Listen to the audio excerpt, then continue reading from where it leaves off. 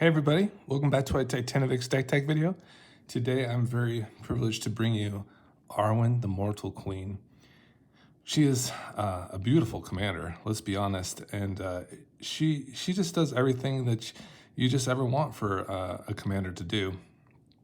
Very sneaky type of card, and if you haven't played with this card before or played up against it, you're in for a rude awakening. You really are, because this is probably one of the strongest cards I've encountered, like in probably the most recent couple of sets, and it's like a pretty affordable mythic too. It's really not that many. It's like a couple dollars. And even the poster is only like, it's not so bad either. So let's just get right into it. You get a lot of support with these green-white colors, the Selesnya colors. You have a one colorless, one green, one white commander, legendary creature, elf, noble. Arwen, Mortal Queen, enters the battlefield with an indestructible counter on it. Pay 1. Remove an indestructible counter from Arwen. Another target creature gains indestructible until the end of turn. Put a 1/1 counter and lifelink counter on that creature, and a 1/1 counter and a lifelink counter on Arwen. The amount of counters this thing puts on is staggering. What you'll notice about Arwen, just playing with her, probably for a week or so, is that you're going to have an abundance of life. You're going to be if you start with 25 life, for instance, in Brawl, you're going to notice that your life total is going to be at 40. Just throughout the game, all of a sudden you're going to have 40 life gain, consistently. You're going to have way more life than you really need to. Whether your board state is in a winning board state or not, you're just going to have an abundance of life. Let me guarantee you that. So, for instances in a game like Commander, we're going to be having so much life. And it got me thinking kind of Aetherflux Reservoir stuff. But, I kind of divvied away from that. We're just going to be kind of playing big swings of life total and kind of having that work to our advantage and having payoffs that way. So what do you want to do with Arwen first and foremost? Well, you definitely want to proliferate with a card. That's for certain. One of the cards I thought would be really cool to highlight here before we get into further would be the Inquisitor's Flail. And this is so very cool because Arwen is always indestructible as long as she has an indestructible counter on it. So putting an Inquisitor's Flail on her is no problem really. And just having that additional damage, double the damage, Arwen can get up to 9 power, 11 power. And then all of a sudden you're kind of in that commander lethal zone too, which is really nice. So we're definitely going to be really loving a card like Inquisitor's Flail, where, we're not going to be worried about putting this on Arwen and having something being dealt double damage because she's indestructible. Additionally, there's so many new good cards for this commander. It's kind of frightening. And one of them is the Metastatic Evangel. And I've curated a kind of a sample deck or sample hand that we can kind of look into later.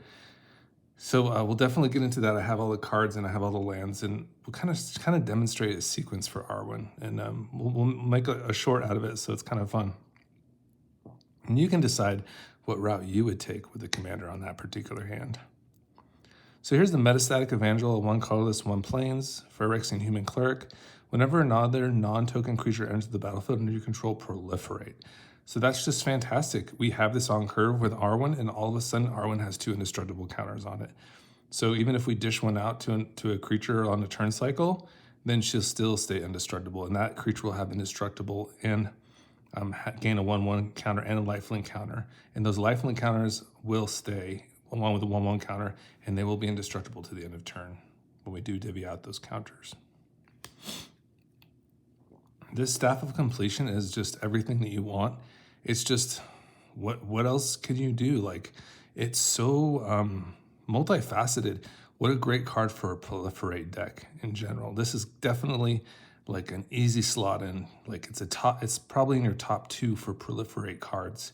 Other than that Metastatic Evangel, I kind of put them in order of how I saw the importance of them. But a Staff of Completion, just this thing to pay 3 life and all of a sudden you get to proliferate with it, is just amazing. Or you can just add mana with it. It's just so versatile. It's just unbelievable.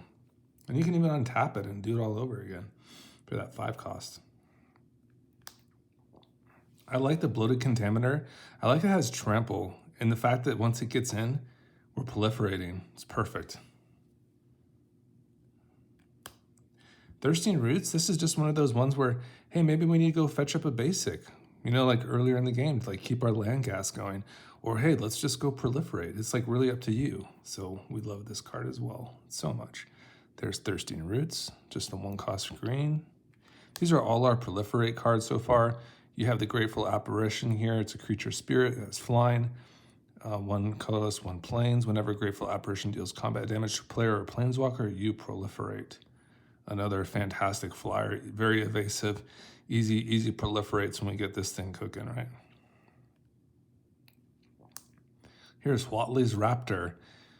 And just one of those other ones that just comes into the battlefield and just proliferates. It's just fantastic. It's just exactly what we want. And I have to give that up to like an opponent I played on Brawl. I would have never even stumbled upon this archetype until they just absolutely wrecked my world. And I remember they had the Watley's Raptor, and I was like trying to figure out what was going on, because all of a sudden they had like, you know, 2/6/6 flyers that were like attacking into me. And I was like, what the heck is going on? And it's like, this was just this amazing proliferate card, you know, just comes down, proliferates. So all those counters are increased by 1. Fantastic. They just increase the counters that are already there by 1. Here's the Kinkerbloom. So that's also just so versatile, where this thing can go ahead and target like an artifact or enchantment by paying 1 and sacrificing it, or proliferate. Otherwise, it's just the 3/2. Fantastic card. Here's the Pollen Bright Druid. This one will also just proliferate upon entering the battlefield. And that's exactly what we're going to be using it for. Same with the Proud Pack Rhino. Probably our most expensive proliferate, like on the enter the battlefield choice, but still just makes the cut. Also can put a shield counter on a creature as well, which is nice. We like shields. So we get to proliferate or put a shield, but likely it'll probably be proliferating. Here's Evolution Sage. This one is just great, right? You're just playing your fetch lands, for instance, and all of a sudden you're like proliferating twice, like on a turn cycle. It's just a lot of value. Really, really strong stuff. Here's Karn's Bastion. So that will just be like an easy proliferate for us. So we just love it. Just go ahead, pay 4 into it, proliferate by tapping the land itself, or just add colorless. Just a nice choice there. Now here's getting into like kind of the more EDH kind of choices that are outside of Brawl. You get these really fantastic, like out of this world cards that is like, what does this do? Like, seriously? So for instance, like when we're putting on counters, it's just basically like it's kind of akin to a Conclave Mentor, where a Conclave Mentor works with 1/1 counters. This one works with counters of any kind. So if we're doing that, we're also going to put an additional 1 on as well. So when we proliferate with, for instance, Arwen, like with the Metastatic Evangel, for instance, and we appear on the battlefield, we're going to get 2 indestructible counters instead of just 1 from that proliferate. So it's going to be like really wonky. And the more proliferates we can get and the more indestructible counters we can put on Arwen, the better she becomes for our squad. So Pier is really fantastic. He's a good team up with like with Lazal as well, where they're just also increasing those counters by an additional 1. Just craziness. Here's Hardened Scales. This is the one that works for the 1/1 counters. That's a 1 green cost enchantment.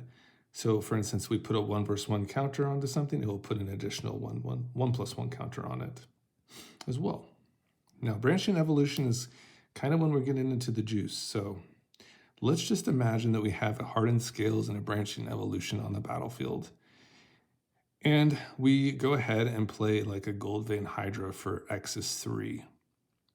So we have the Hardened Scales out, we have the Branching Evolution. So if there was just a Hardened Scales on it, we would, for the Gold Vein Hydra we paid into for the 3 cost, we'd get an additional 1/1 counter, right? So it'd be coming as a 4/4. So it just sees that, you know, the one or more counters that are put on, and it gives an additional 1. But with Branching Evolution, it doubles.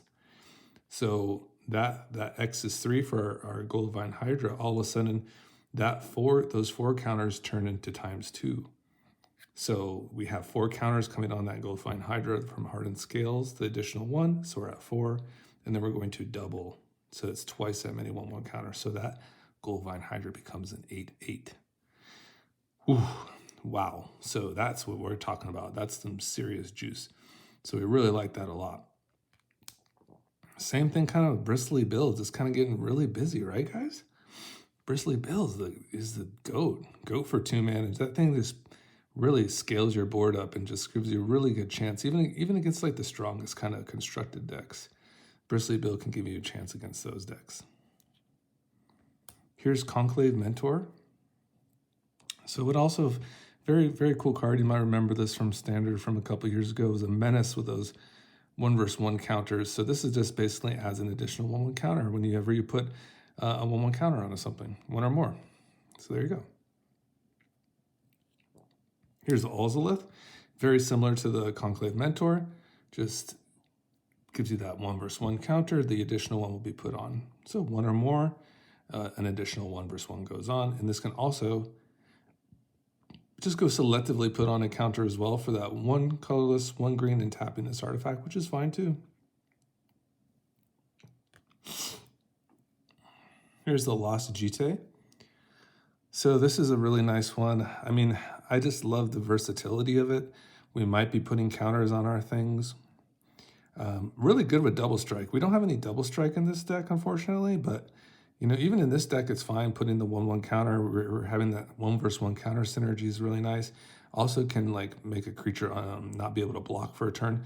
We really also like that untapped target land. You just kind of accrue these counters on, and you might be able to ramp a little too, so it's very versatile. And also we can proliferate onto it as well. And that could get really good, guys. Really good. Here is the Goldvine Hydra. So that we just love this card. Just fantastic. These new Outlaws of Thunder Junction set, Balm, for the 1/1 counters. And here's another Balm. Like, you know, I love watching MTG content. It really helps because I get to see people showcase these cards. It's really hard to keep up with the sets, but there's so many good content creators and they really like play really nice cards. And like, I don't know if you guys seen like a Big Fat MTG. He streams a lot. He plays cards like Goldvine Hydra, and it makes you kind of like a believer. You're like, oh, that card is really good. So yeah, so there's the Goldvine Hydra. So I like that one a lot. And here's the Luminarch Aspirant. So this is just constant 1/1 counters, right? Just like, you know, prior to combat or at the beginning of our combat, put a 1/1 counter on target creature control. Fantastic. Just that kind of synergy, just over and over counters. Invasion of Gobblecan, this card is absolutely nuts. This thing is something that you want to like go ahead and just flip like immediately, because when you're starting to attack in, all of a sudden your creatures are getting so much stronger. Like every turn cycle they attack, you know? So not only do you get to like disrupt somebody's hand, which would be fine, then once you defeat this thing, then you can go ahead and start putting counters on your squad at the end of the turn cycle if they attacked. It's amazing. And it's so easy for Arwen to attack because of the indestructibility, and you know she can dish out the indestructibility to other things. So it's so easy to like flip this. Okay, so here is the Collector's Cage. This is getting into our hideaway counter payoffs. Just love it as well. You know, like go ahead, pay 1 into this, and you know put it on our Ocelot Pride because we created a token, for instance, in our beginning sequence, and we already played like a Bristly Bill. So we can go ahead and just flip this on, you know, for instance, turn 3, you know. So we go Ocelot Pride, Collector's Cage, make a token, go to Bristly Bill on turn 3, play a land, go ahead and then pump up our, you know, Ocelot Pride, for instance, have a 3-power, 1-power, 2-power, and now we're flipping over our hideaway card. And that's really good because we're going to be getting into other really big stuff. You know, we have some nice high rolls in here, like Vorinclex, for instance, is really nice. We have a couple Virtues in here. So there's some really nice kind of things that we can hit. We can hit like Turntimber Symbiosis, Emeria's Call. There's lots of cool hits to be had for this card. Here's the Tumble Swag, and this one is just kind of like a Luminarch Aspirant, to be honest, but it does have a little bit of an extra payoff that once this thing kind of saddles and you have something with a decent amount of counters, you're just like doubling up those counters when this attacks. So fantastic card. Very cool. Here's Fat Regain. This is an amazing card. Like we're going to have pretty juicy creatures. So We're going to get them up to that power, that 7 power, and whatever we hit away, we're going to go ahead and cast it. It's going to be amazing. So more counters. This is like all this. These are all our 1/1 counters. We had proliferate first. Now we're in our 1/1 counters. So this is a good source of ramp, for instance. Jugan defends the temple. I really like the chapter 3 here. Chapter 3 is really cool. What an underplayed card. Definitely very fits the 1/1 counters mold. Definitely part of the 99. So Remnant of the Rising Star, flying. Whenever another creature enters the battlefield under your control, you may pay X. When you do, put X 1/1 counters on this creature as long as you control 5 or more modified creatures. Remnant of the Rising Star gets 5/5 and has trample. Amazing. Absolutely amazing. So like this thing gets so much value. Like, guys, it's still in standard. Like, this thing is crazy. You get a 1/1 monk that can add for mana. You can put counters on, you know, each of up to 2 target creatures. And then you go ahead and exile this and you have a crazy flying dragon. So makes all your other stuff stronger. So here is the Virtue of Loyalty. That's also from the Wilds of Eldraine. And that one's really nice because you get a token out of that. You get a 2/2 Night creature token with Vigilance. And then that's can be an instant speed. So a really weird, you know, Selesnya instant speed card for whatever reason. Like, okay, sure, make a 2/2 Night creature token with Vigilance. Then you have that 5 cost at the beginning of your end step, put a 1/1 counter on each creature control and untap those creatures. So just beefing up your squad and making like a wall. So nice. You don't have to like worry about the swing backs as much too, because we just have so much lifelink. A Johnny, really, we just could love that -3. You know, you make a board, you slam down a Johnny, and then you're putting counters on 3 of your creatures, and with all your, you know, benefits for having counters, you're just like living your best life. The +1 is kind of underwhelming. Just reveal the top card of your library if it's a creature or planeswalker card. Put in your hand, otherwise you may put on the bottom. It's all right. Kind of bricks a lot. -6 seems good. You get an emblem with whenever you cast a creature or planeswalker spell, target opponent gets 2 poison counters. So maybe we can get some poison in there. Like I said, there might be times when Ajani might just enter with eight counters because we might have a Vorinclex on the battlefield. So then you might just go right into the ultimate. And there is the Vorinclex, the aforementioned. The man of the hour, Vorinclex, yes. Blake, why have you neglected me in the binder for so long? And look at me eating this creature. Is it eating a baby?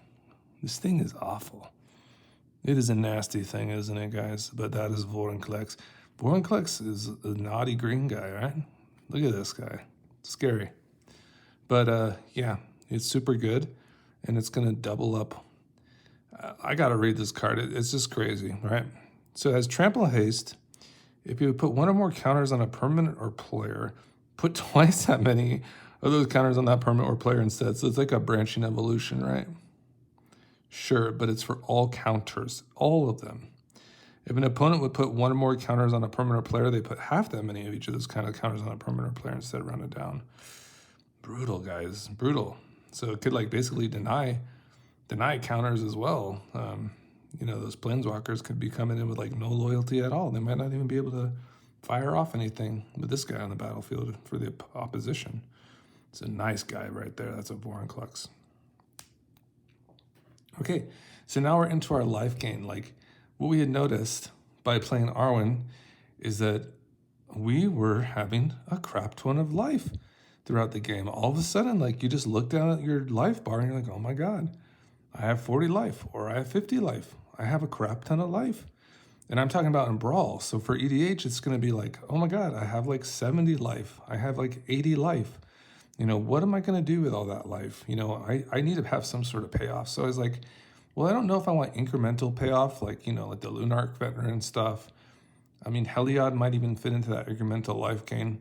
I was just thinking like, what's some like just chunky life gain payoffs that we can have? So for instance, if we just have 7 life or more than our starting total, we can have a Speaker of Heaven start creating four angels as a sorcery speed just by tapping it. And I thought that sounds pretty good. So there we go. Then of course, like Serra Ascendant, if we're gonna like want to have chunky life, we're gonna have the chunky payoffs. And this one just fits that bill immediately in Commander. Sarah Senate is just a 1-mana 6/6 flyer with lifelink. Yeah, that's pretty good, right? So that's good for us. Here's Ocelot Pride. This card is just a menace. Makes so many tokens, and we love tokens. We love tokens. We love kind of going a little bit wider with our board. We can totally get down with that. So we really like Ocelot Pride to do that for us. And that's a great 1-drop. I think it's like a $40 card now. Really stepped up. Here's Guide of Souls. So Guide of Souls is just one of those other amazing MH3 1-drops. I don't know if it's as pricey or like, as pricey or scaled up like Ocelot Pride. I think it's around the $7 mark. I think it's great. This is like one of those cards where you almost debate like playing this out before you play ramp cards like an elf. And it's really interesting that you have a 1-drop that would compete that doesn't ramp like that. So that's how good it is. It's like, well, I really want this out on turn 1. And I have a fantastic sequence to show you here. We'll get all the cards out and we'll kind of see how we would play it. But I will just show you kind of like what I think about the cards and how I'd see them being played out. So we'll just take Guide of Souls out for the side because I know that's part of the kind of example I'm going to show you. Here's Righteous Valkyrie, and that is the 2/4, 2 colorless, 1 plains, creature angel cleric. And also gains value by having some life gain. When a cleric or angel enters the battlefield, we gain life to their toughness. And then if we have at least 7 life or more, then our starting total creatures you control get 2/2. So a nice little buff there, and we will have that extra 7 life, I guarantee you.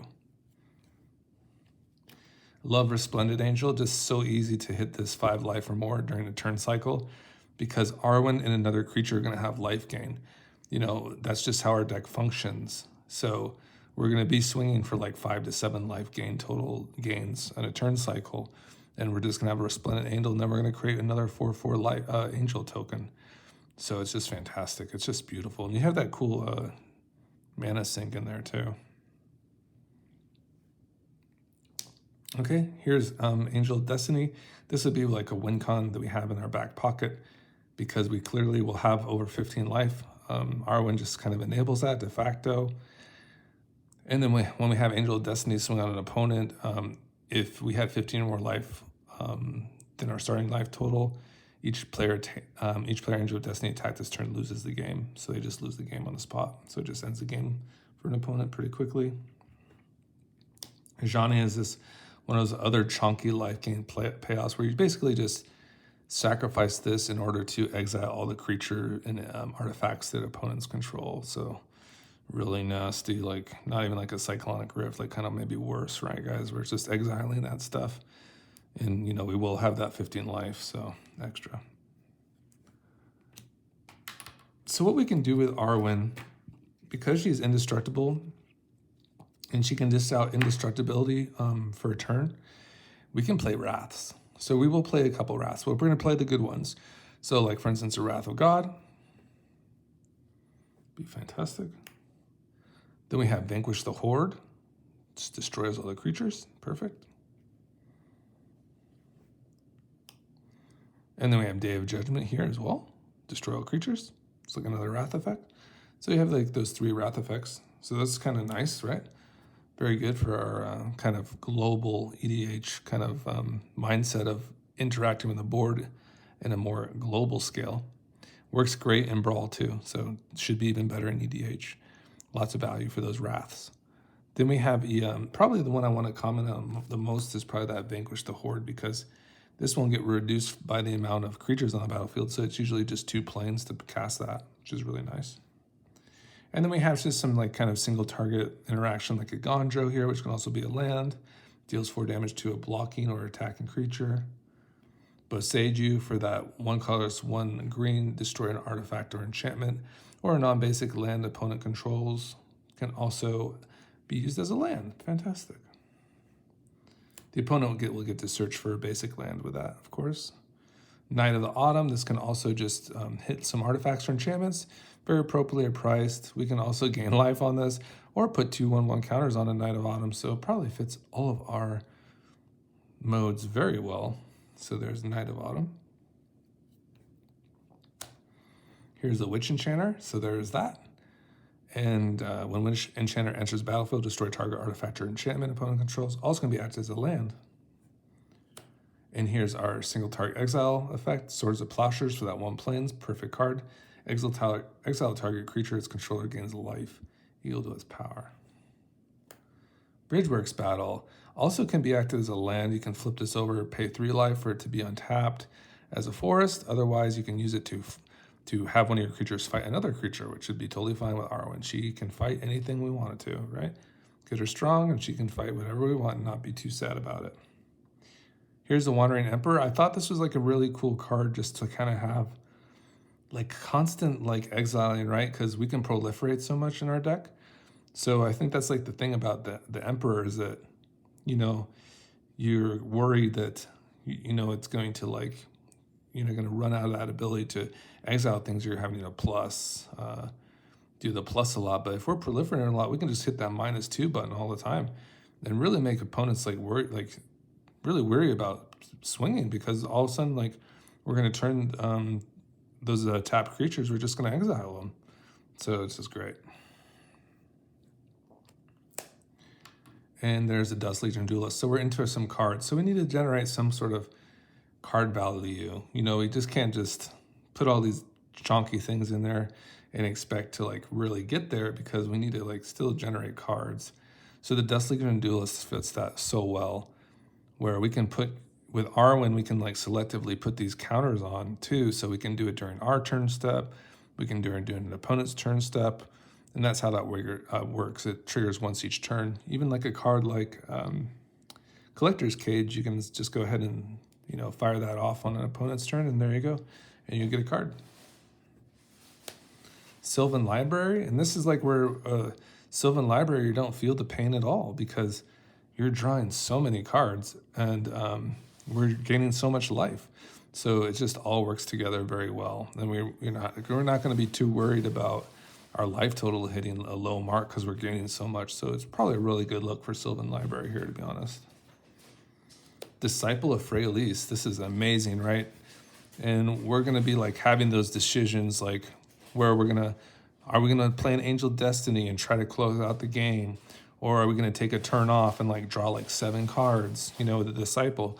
That's the kind of decision making that you're going to have to make with a card like a Disciple of Freyalise. So really interesting card overall, and really nice that you can just go ahead and generate so many cards off your high power creatures by sacrificing them. Here's a Knight Errant of Eos, and just would go very well with our Ocelot Pride. There's no doubt about it. And it's just nice to kind of like, you know, use some of our creatures, you know, maybe in turn cycle that we don't need to swing with, and, you know, try to get into some of our cards to our other creatures. So we have like probably some lower costed creatures here, nothing too much higher than like a 3 or a 4. So this Knight Errant of Eos should work very well for us. So I'm definitely going to try it out. Here's Esper Sentinel. This thing just generates a ton of cards as well. So we're very pleased with that card for us. Definitely will penalize opponents for not paying that 1 when they play non-creature spells. And hopefully get this early enough and get a lot of card advantage. All right, and now we're into our ramp. So, of course, you know, the 1 cardless, add 2 cardless, busted card, Soul Ring. And then we're going to get into our dorks. So we have like Elvish Mystic is fine. We also have Kodama. Kodama is just one of those other fantastic cards that we're going to have so many counters on our creatures. They're going to swing in, they're going to trample over things, and then we're just going to be pulling basics out. For each of those creatures that deal damage, this is a fantastic card.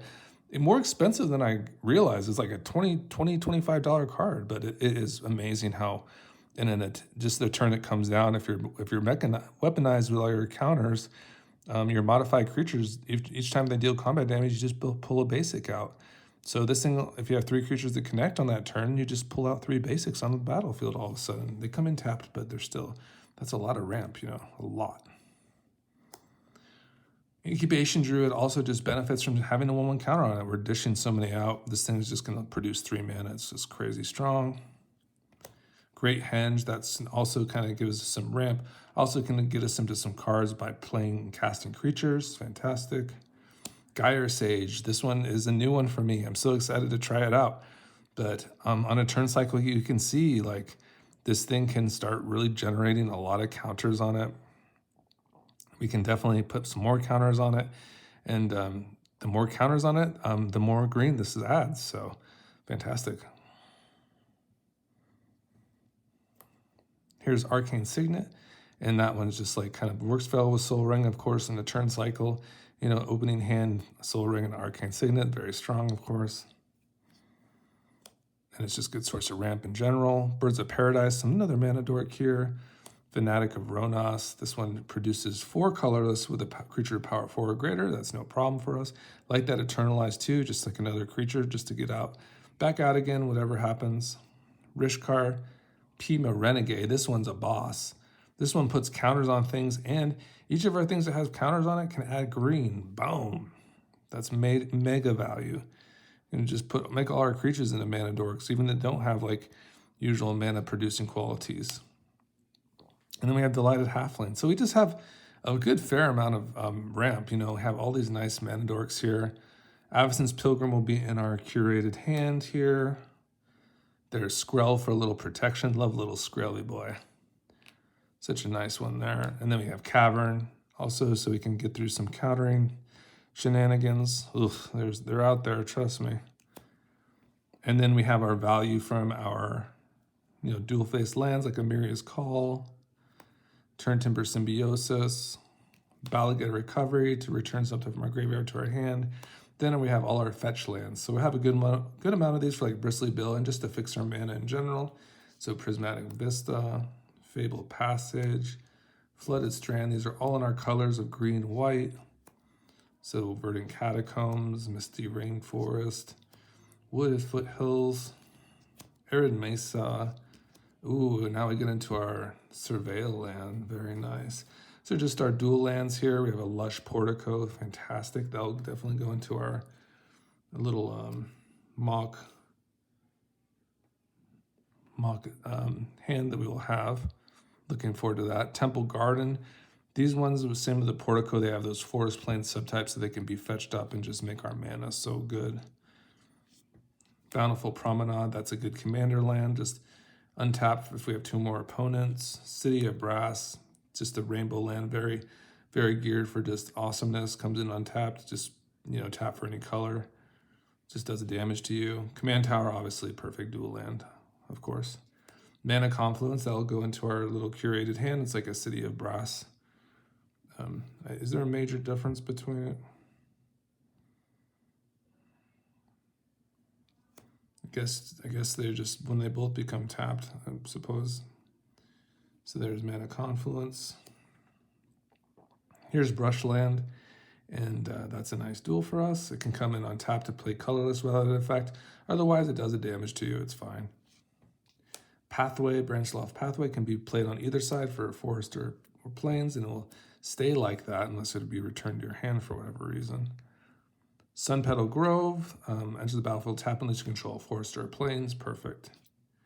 Razorverge Thicket, this is a fast land, enter the battlefield, tap unless you control 2 or a few other lands. Overgrown Farmland is the slow land, so there's that. That means it would be coming untapped if it's your third land or greater, okay? Perfect. Whereas this one has to be your 3rd land or less to become untapped. So that's the difference. And then I have these beautiful snow-covered lands. I don't have any other reason to play them, but they're just very nice. I don't have any snow payoffs. So we have a couple forests here. I had them in my Thalian Get Rod deck, and I was like, these are gorgeous. So I was like, let's just throw them over here. And I have these beautiful snow-covered plains as well. I still have to find another one because I don't have like a full play set. I don't have the 5 I need, so I just have this straggler here. So I need to get another one of these Ice Age ones. But let me just go ahead and set up this curated hand I have for us. So this is a hand I experienced in the kind of the brawl queue the other day. So I thought it'd be great to kind of show it off to kind of get an idea of what's going on here. So We have Mana Confluence, just any forest here. And what I've actually liked about the videos is I can kind of watch back and see what's going on, you know. You can see like how we're doing. And it's like, wow, I can learn a lot from just watching these, and I think it was fantastic to watch them back. So I have Mana Confluence, No Cover Forest, Lush Portico. Then we're gonna have a Guide of Souls in this. I know we're gonna have an Avacyn's Pilgrim as well. And we will have a Metastatic Evangel and a Kinkerbloom as our opener.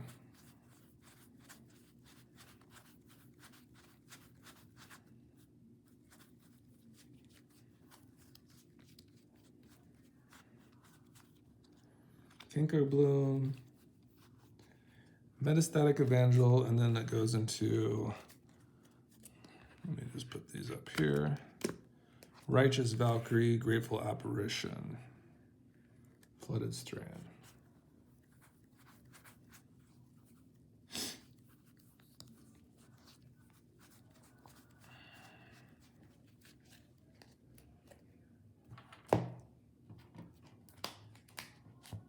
Life gain here. I thought so.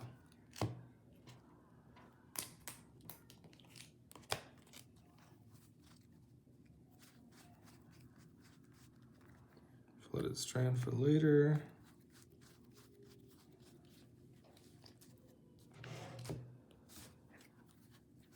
Righteous Valkyrie. And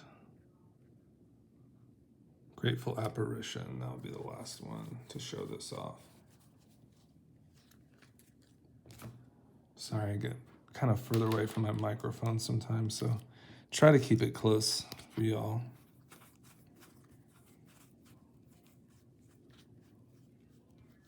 Sweet.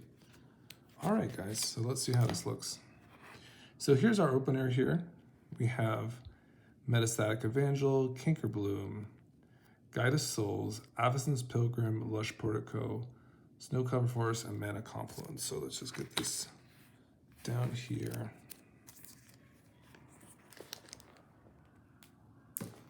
All right, so there we go. All right, so this is what we got. So pretty sweet opener here. We have our kind of our land suite down here. We have this Portico here hanging out. Pilgrim, Guide of Souls, Kinkerbloom, and Metastatic.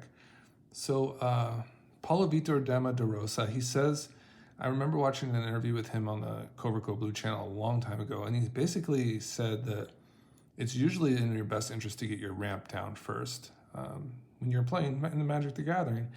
And the thing about that is so interesting is like this Guide of Souls though, it looks so appeasing to play on one. It really does, right? Because it's just like an amazing new card. But, you know, and really benefits you from playing it on one and getting your other creatures so you can accrue that energy. But in this case, we still went with the Avacyn's Pilgrim. So I think we were on the play. So we go ahead and start off with our snow-covered forest here. And then we're going to go ahead and play our Pilgrim. Okay, so that was our turn one. Okay, we draw for turn two. And our turn two, I believe we drew into the Righteous Valkyrie. Okay, there we go. So there's our hand now. So when I was looking at this hand, you know, I thought it was in my best interest to get Arwen down like immediately. And then kind of the reasoning is like that is because like I think we're kind of conditioned to the, you know, maybe put our commander down first. And so that was kind of like my judgment on that was just to kind of get down the Arwen as soon as possible. Basically thinking that doing this, I would be,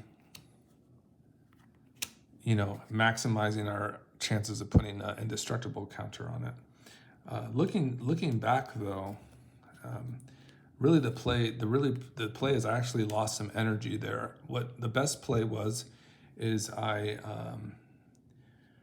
could have done it wouldn't mattered. The outcome would have been the same.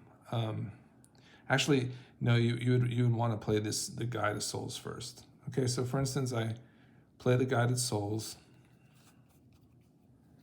For instance, here by playing the Mana Confluence mana, and then I go ahead and pay the 2 additional mana here. And now we have our Metastatic Evangel. So, yeah, the Guided Souls, we wouldn't have accrued the energy if we played it after the Evangel. So this should be our turn 2 play. We lose out on a lot of energy by not playing these 2 out first and just going straight into Arwen. And basically it doesn't really matter which ones come out first. It's not like we're going to be swinging for lethal anytime soon.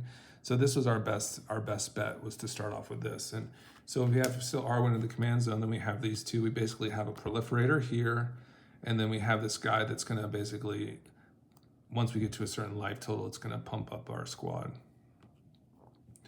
So our next turn, we go ahead and untap everything, and we are going to draw a Grateful Apparition at this point here. All right, so that's our draw. And now we can go ahead and start the Portico. That could be like our, for land, we can play our Lush Portico.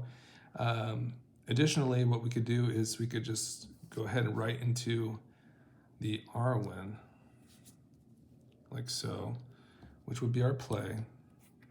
Now with the Metastatic Evangel, what's going to happen is we're going to accrue an energy from the Guided Soul, so now we have 2, and now we're going to proliferate. Now when we proliferate, because this non-token came on, we can proliferate Arwen's indestructible counter and the energy counter here on our Guided Souls. So now we have 3 energy counters, and now we have 2 indestructibly counters, which is the biggest thing. Guys, that is massive. If we can get accrue the indestructible counters on this thing, that's when we really unlock Arwen's potential. So we go ahead and go right into a Lush Portico. We get to scry, it comes in tapped. We see that we have a land on top. We're going to keep that because we can basically, do some spelling here. We need to utilize our mana. We need to pay additional 1s to turn those counters over too, so it's fine keep for a land. So we go ahead and draw into our land now, and now we're untapping.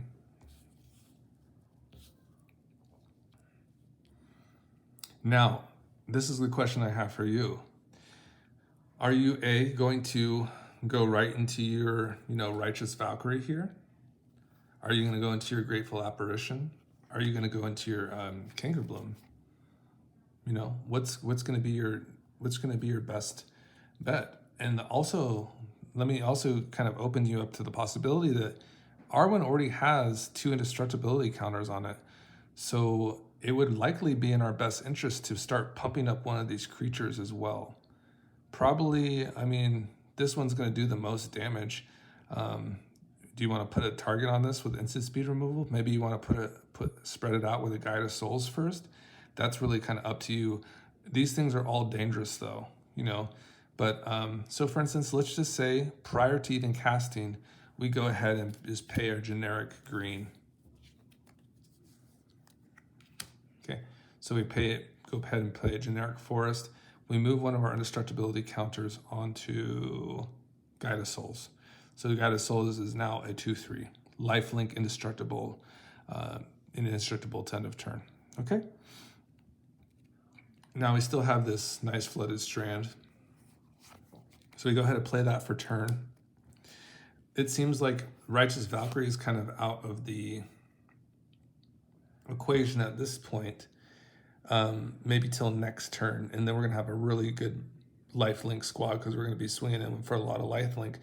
Both Arwen and the Guided Souls have lifelink on them now. So, and Arwen is still, they're both indestructible till end of turn.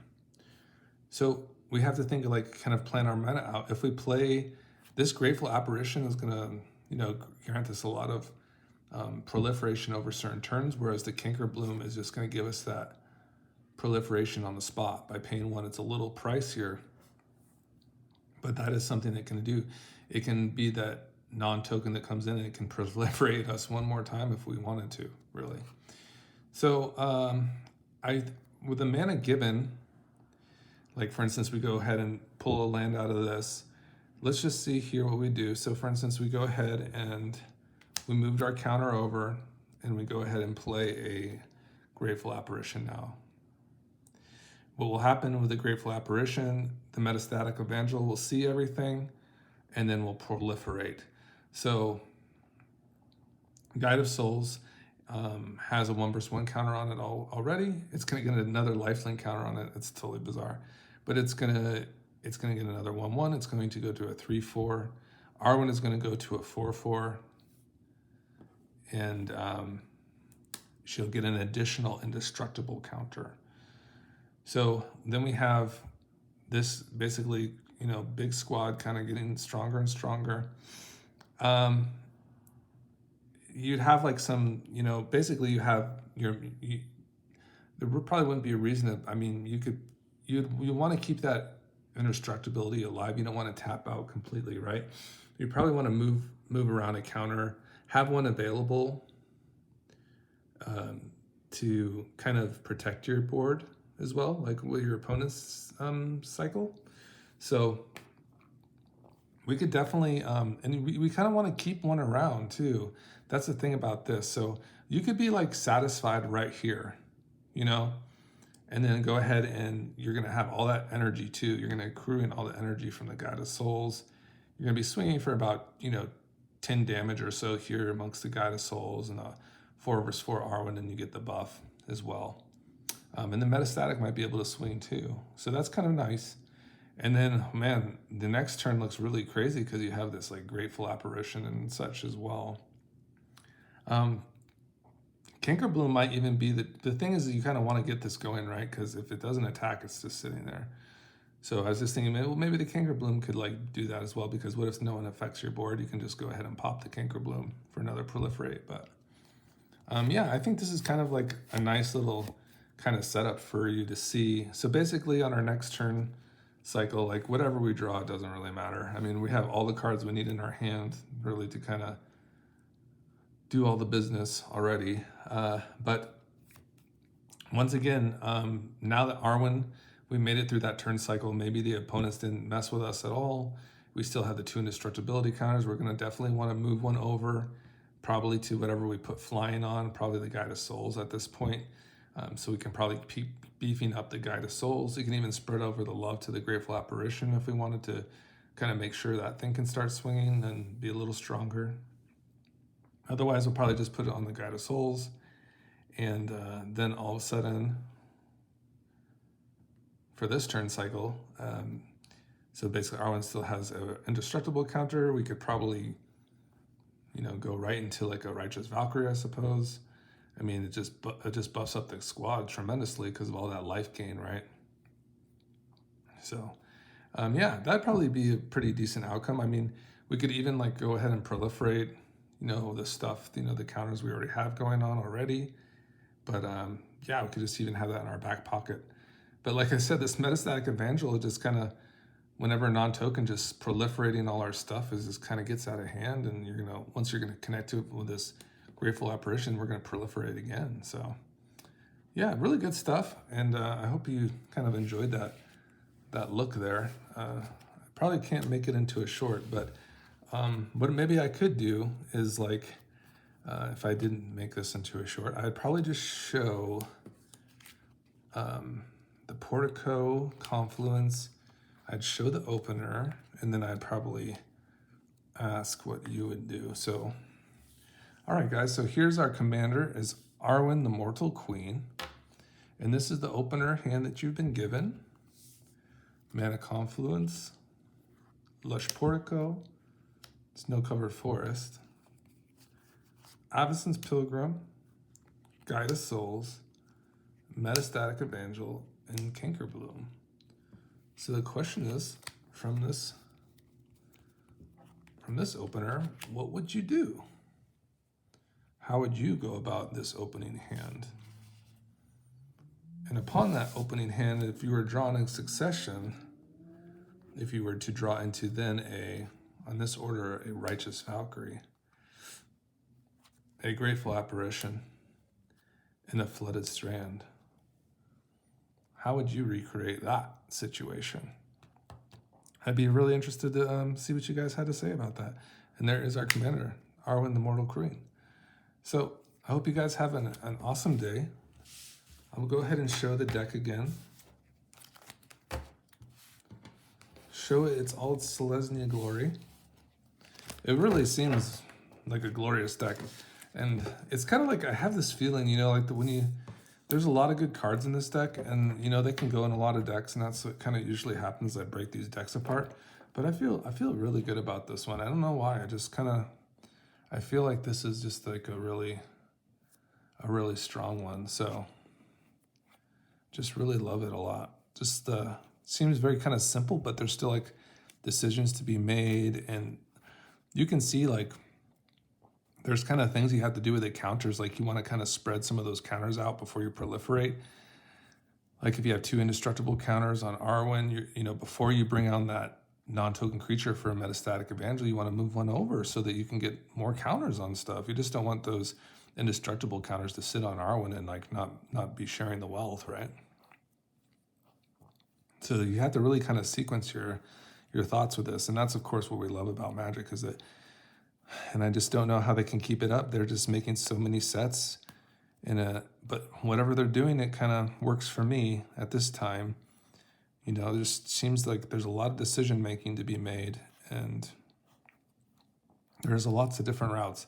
So as long as they keep with that formula, you know, of kind of this interesting like kind of interactions like ramping versus combat versus, you know, aggression, as long as they kind of keep those kind of characteristics up, I think they'll be fine. Because those really kind of lead to like a lot of decisions that, you know, have to kind of be thought through. So here's all the duels, all our nice lands here. Lots of fetch lands, and we need them. You know, it's good to have really nice mana, and it really helps. Rishkar, so good. Fanatic Bird, Signet Gyre Sage. Definitely a lot of cool cards that you don't have on Brawl to try out. So that's it, guys. That is Arwen the Mortal Queen, and I hope you all have